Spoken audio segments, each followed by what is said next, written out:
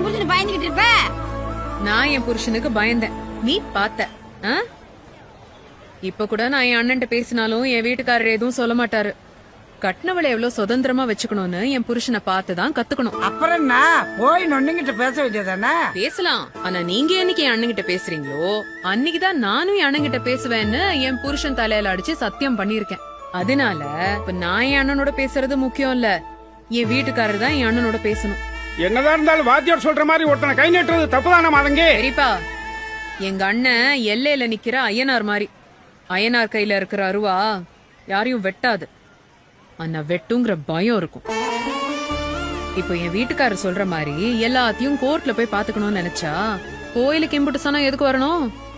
என் புருஷன் சட்டத்தை நம்புறாரு, எங்க அண்ணன் சத்தியத்தை நம்புது.